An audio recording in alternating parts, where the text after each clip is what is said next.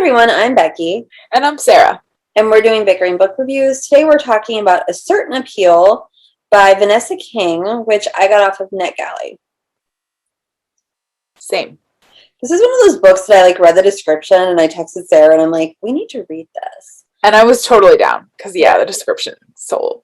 So this book is a modern day retelling of Pride and Prejudice taking place in the world of a burlesque club.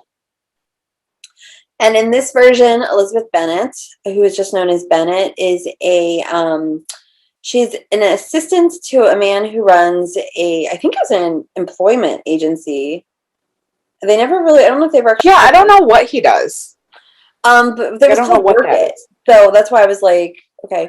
And so by day she's this really great assistant, but at night she's the kitten at a burlesque show, which I did not know this was a thing, who collects the clothing after the people disrobe. Well, it's because I don't want to say stripping because it's not stripping. And so she's this one night, this investor comes with his friend, and the investor is Charles Bingley, who wants to invest in the club, and his friend is Will Darcy. See where this is going? And she and Darcy immediately dislike each other, but there's no attraction there. And Charles Bingley gets attracted to her best friend, who is a singer, who is a guy named Jane. And it just follows the story of Pride and Prejudice. I feel like I wanted to like this book more than I actually did like this book. Me too. And I think for me it was because I don't feel like Darcy and Bennet were developed enough or stood on their own enough. It really relied heavily on being familiar and loving the characters from Pride and Prejudice. However, that being said, when it comes to Jane and Charles Bingley, they were different enough and they were developed enough that I was really charmed by them. I was really taken by them. I would have a whole book about them. I was all in with them. Right. I really enjoyed them. And I think that seeing those characters, those couples kind of next to each other, that shows why I didn't like the book as much as I had hoped that I would. It does. It relies a lot on you knowing Pride and Prejudice. I feel like Darcy and Elizabeth are barely developed.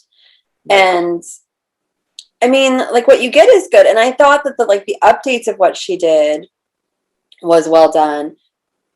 I love the setting. I love the burlesque part of it all. I love Pemberley. I loved all of that. Right.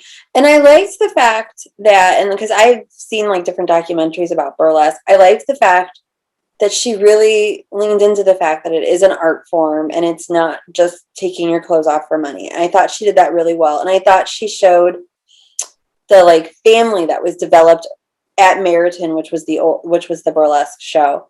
But no, I just never warmed all the way up to Darcy and Bennet. When they were together, it was good. I thought their interactions were good. I wanted more. I would have read a whole book about Jane and Charles. Right. I enjoyed them on the page more than I enjoyed Darcy and Elizabeth. And Jane and Charles aren't that much of the book, but you know what? Those are the two characters that she really made her own. Right. I agree. The other ones were really borrowing from Austen. Right. And every so often when Elizabeth did something that was entirely not in the Austen sphere, with the designing or working some of the burlesque stuff, it had a different, it had more texture and richness than the rest of the book. Actually, no, you're right. I really enjoyed her designing aspect of it all. No, I agree. It's the parts that she relied heavily on the original work that it just didn't work for me. Right. I feel I don't think there's much more to say about this. No. So we should rate it. Our rating system starts at the top with 5 unicorns. We got 2 unicorns. If you don't like it, it's a horse. So I'm fluctuating between a 2 and a 3, but it was solidly written. There were solid parts. Because there were certain characters that I really enjoyed, there were certain aspects of the plot and the setting that I enjoyed, I'm going to have to give it a 3. Because yeah, I liked Charles and Jane, and I liked the fact that she was a designer, and I loved Pemberley. Like she made me love Pemberley in a way that I've never loved Pemberley before. So, and like that's the thing, like when I finished reading it, I'm like, it should be a 4, but for some reason it's not a 4. It is a 3, and I think it's a 3 because, and I am a huge Pride and Prejudice fan, and I think it's a 3 because she didn't make it enough of her own. I would read another book in this world. I don't know if there's gonna be another book in this world, but I would. I might, I might. It might take some convincing. Yeah. So that is where we are on A Certain Appeal, and we'll see you around. Bye. Bye.